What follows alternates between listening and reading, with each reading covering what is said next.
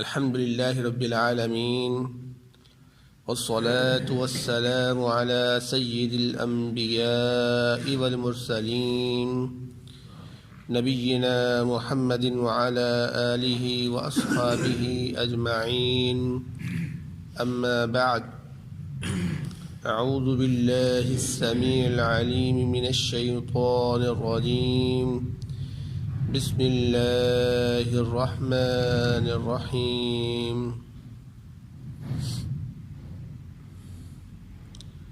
الذین آمنوا، وہ لوگ جو ایمان لے کر آئے ہیں، وَكَانُوا يَتَّقُونَ، اور وہ ڈرا کرتے ہیں۔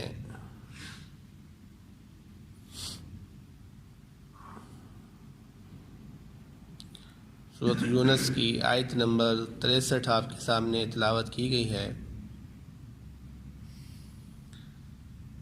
اس آیت مبارکہ میں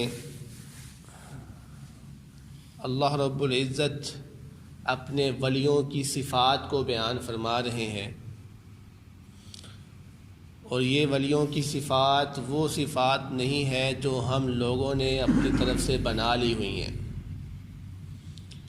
جیسا کہ بعض لوگ یہ سمجھتے ہیں کہ شاید ولی وہ ہوتا ہے جو فطرت سے ہٹ کر کام کرے، یعنی جو عجیب و غریب کرامات ظاہر کرے وہ ولی ہے، خواہ وہ کرامت ظاہر کرنے والا اللہ رب العزت کے ساتھ مخلص ہو یا نہ ہو، خواہ وہ کرامت ظاہر کرنے والا مشرک ہی ہو، خواہ وہ کرامت ظاہر کرنے والا بے نمازی ہو، خواہ وہ کرامت ظاہر کرنے والا پاکی کا خیال نہ رکھنے والا ہو، ہر ٹائم گندا رہتا ہو، کبھی اس نے غسل نہ کیا ہو، خواہ وہ کرامتیں ظاہر کرنے والا حلال و حرام کی تمیز نہ رکھتا ہو، وہ پھر بھی لوگوں کے نزدیک ولی ہے۔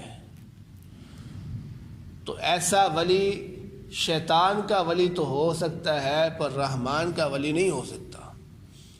بس جس شخص نے حلال و حرام کی تمیز نہیں کرنی، جس شخص نے نمازیں نہیں پڑھنی، جس شخص نے پاکی حاصل نہیں کرنی، اور جس شخص نے موحد نہیں ہونا، ہر ٹائم شرک کرنا ہے اللہ کی ذات کے ساتھ، وہ اللہ کا ولی کیسے ہو سکتا ہے؟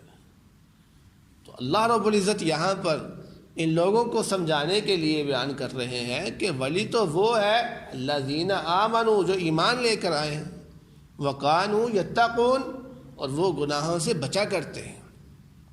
یہ ولی کی اللہ رب العزت نے صفتیں بیان فرما دی ہیں۔ تو ولی اللہ رب العزت کا دوست ہوتا ہے، اللہ رب العزت کا دشمن نہیں ہوتا، جبکہ اللہ رب العزت کی نافرمانی کرنے والا اللہ رب العزت کا دشمن ہے، اور جو دشمن ہو وہ دوست نہیں ہوتا، جو دشمن ہو وہ دوست نہیں ہوتا، اور جو دوست ہوتا ہے وہ دشمن نہیں ہوتا۔ اس لیے جس طرح پھر اللہ رب العزت کا وہ دوست بن جاتا ہے، تو پھر اللہ رب العزت بھی اس ایمان والے کے دوست بن جاتے ہیں۔ جیسا کہ اللہ رب العزت نے فرمایا اللہ ولی الذین آمنوا، اللہ بھی دوست ہے ان لوگوں کا جو ایمان لے کر آئے۔ تو دوستی میں برابری ہونا چاہیے، یک طرفہ دوستی فائدہ مند نہیں ہوتی۔ تو جب آپ اللہ کے دوست ہوں گے اور اللہ رب العزت آپ کے دوست ہوں گے، تو تب آپ کی دوستی فائدہ مند ہوگی، یہ آپ کی دوستی فائدہ مند ہے۔ اب یہ جو ولایت ہے یہ لازمی نہیں ہے کہ یہ مولوی کے اندر ہی ہو، جیسے کہ بعض لوگ یہ بھی سمجھتے ہیں کہ ولی جو ہے وہ شاید مولوی ہی ہوتا ہے۔ نہیں، ایسی بات نہیں ہے۔ ولی ہر شخص ہو سکتا ہے، جس شخص کے اندر یہ دو صفتیں پائی جائیں جو اللہ رب العزت نے بیان کی، الذین آمنوا، جو اللہ رب العزت پر ایمان لے کر آئے، وَكَانُوا يَتَّقُونَ، اور وہ تقوی اختیار کریں۔ تقوی کیا ہوتا ہے؟ چھوٹی چھوٹی برائیوں سے بچنا، چھوٹے چھوٹے گناہوں سے بچنا، اور چھوٹی چھوٹی نیکیوں کو اختیار کرنا۔ جو شخص یہ کام کرتا ہے وہ اللہ رب العزت کے ہاں وہ دوست ہے، وہ ولی ہے وہ۔ اب یہ الگ بات ہے کہ ولایت کے الگ طبقے ہوتے ہیں، جس طرح دوستی کے طبقے ہوتے ہیں۔ بس اوقات ہم کہتے ہیں یہ میرا جگری یار ہے، یہ میرا بڑا قریبی دوست ہے، اور بعض دوست ایسے ہوتے ہیں یا دور کے ہوتے ہیں جس کے ساتھ ہم صرف سلام دعائی کرتے ہیں، ملن ملاپ نہیں ہوتا، آنا جانا نہیں ہوتا، کھانا پینا نہیں ہوتا ان کے ساتھ. تو جیسے دوستی کے اندر طبقات ہوتے ہیں، اسی طرح ولایت کے اندر بھی طبقات ہیں. تو اللہ رب العزت نے فرمایا تلک الرسل فضلنا بعضهم علی بعض، رسولوں کو بھی اپنا ولی بنایا. فرمایا اس کے اندر بھی میں نے فضیلت دی ہے بعض کو بعض کو. جو فضیلت ابراہیم علیہ السلام کی ہے، جو موسیٰ علیہ السلام کی ہے، جو حضرت محمد صلی اللہ علیہ وسلم کی ہے، وہ باقی انبیاء کی نہیں ہے. تو اللہ رب العزت نے طبقے رکھے ہوئے ہیں. اسی طرح جو اولیاء اللہ کی ہے، جو اللہ کے نیک بندوں کی ہے، وہ عام شخص کی نہیں ہے. تو ہر طبقے کے اندر اللہ رب العزت کا ولی ہے. علماء کے اندر بھی ہے، تاجروں کے اندر بھی ہے، مزدوروں کے اندر بھی ہے. جتنے بھی طبقے ہیں یہاں کام کرنے والے، جس طرح سے وہ اللہ رب العزت کا خوف اپنے دل کے اندر ڈالتے جائیں گے، اسی طرح کا وہ طبقہ حاصل کرتے جائیں گے. اب جو شخص جتنا اللہ رب العزت کے زیادہ قریب ہونا چاہتا ہے، اسے چاہیے کہ وہ اتنا ہی زیادہ تقوی اختیار کرے، اتنا ہی زیادہ اللہ رب العزت سے ڈرے، اتنا ہی زیادہ ایمان میں پختہ ہو. تو اس کا ولایت میں بھی طبقہ اعلیٰ سے اعلیٰ ہوتا جائے گا. اب یہ فیصلہ ہم نے کرنا ہے کہ ہم نے کس طبقے میں اللہ رب العزت کے ساتھ دوستی کرنی ہے، یا ہم نے اللہ رب العزت کا ولی بننا بھی ہے کہ نہیں. اللہ کا ولی بننا ہے یا شیطان کا ولی بننا ہے، یہ ساری باتیں ہمارے اوپر منحصر ہیں کہ ہم کیا کرنا چاہتے ہیں، ہم کیا بننا چاہتے ہیں. یہ فیصلہ آپ نے کرنا ہے کہ ہم نے ولی شیطان کا بننا ہے یا ہم نے رحمان کا بننا ہے. اگر رحمان کا ولی بننا ہے تو کس طبقے میں بننا ہے، اس کا بہت قریبی دوست بننا ہے یا پھر دور کا دوست بننا ہے. تو اللہ رب العزت آگے اسی ولی کے لیے خوشخبریاں دے رہے ہیں. تو فرمایا اللہ رب العزت نے لَهُمُ الْبُشْرَى فِي الْحَيَاةِ الدُّنْيَا، ایسے ولیوں کے لیے دنیا کی زندگی کے اندر خوشخبریاں ہیں، مبشرات ہیں. تو وہ خوشخبریاں کیا ہیں؟ احادیث میں مختلف خوشخبریوں کا ذکر کیا گیا ہے. ان میں سے ایک یہ ہے کہ الرؤیا الصالحہ، اچھے خواب آنا. جو شخص اللہ رب العزت کا دوست بن جاتا ہے، اللہ رب العزت اچھے خوابوں کے ذریعے اس کی مدد فرماتا ہے.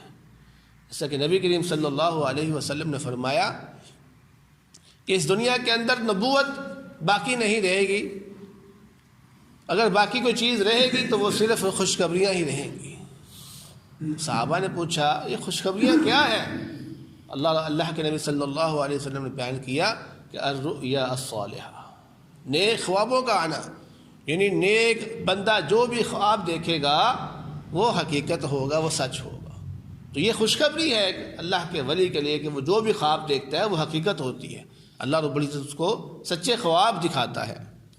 اور اسی طرح اس کے لیے خوشخبری یہ بھی ہو سکتی ہے کہ جب اللہ کا ولی فوت ہوتا ہے تو فوت ہونے سے پہلے اس کے پاس فرشتہ آتا ہے اور اس کو اللہ کی رضا کی خوشخبری دیتا ہے، اللہ کی خوشنودی کی خوشخبری دیتا ہے، اور اس کو بتاتا ہے کہ تمہارا اکرام کیا جائے گا، تمہاری عزت کی جائے گی، اور اللہ رب العزت تمہارے منتظر ہے. پھر اس بندے کے لیے اس سے بڑھ کر اور کوئی چیز نہیں ہوتی. سب سے اہمیت اس کے اندر یہی ہوتی ہے کہ کب وہ وقت آئے میں اپنے رب سے ملاقات کروں. وہ اپنے رب سے ملاقات کرنے کا مشتاق ہوتا ہے، اسی طرح اس کا رب بھی اس کے ساتھ ملنے کا مشتاق ہوتا ہے. تو یہ اس کے لیے خوشخبری ہے جو اللہ رب العزت بیان فرما رہے ہیں. اور اسی طرح اللہ رب العزت ایسے ولی کو ایک یہ بھی خوشخبری دیتا ہے کہ لوگوں کے ہاں اس کی محبت ڈال دیتا ہے. لوگ اس کی عزت کرنا شروع ہو جاتے ہیں، اس سے محبت کرنا شروع ہو جاتے ہیں، اس کا احترام کرتے ہیں اس کے نیک عمل کی وجہ سے. تو یہ بھی ایک خوشخبری ہے. نبی کریم صلی اللہ علیہ وسلم سے پوچھا گیا اللہ کے رسول، ایک شخص نیک عمل کرتا ہے، اس نیک عمل پر لوگ اس کی تعریف کرتے ہیں. تو نبی کریم صلی اللہ علیہ وسلم نے فرمایا یہ تو مومن کے لیے جلدی ملنے والی خوشخبری ہے جو اس کو دنیا میں ہی مل چکی ہے.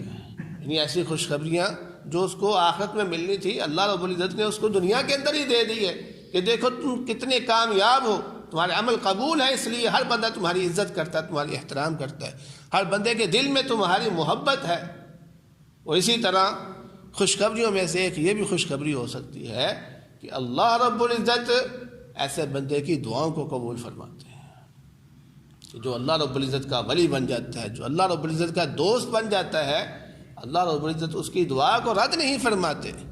چنانچہ نبی کریم صلی اللہ علیہ وسلم نے فرمایا اللہ کے بندوں میں سے کچھ ایسے بندے بھی ہیں کہ جب وہ اللہ رب العزت پر قسم ڈال دیتے ہیں تو اللہ رب العزت ان کی قسم کو پورا کر دیتے ہیں، یعنی ان کی دعا کو رد نہیں کرتے۔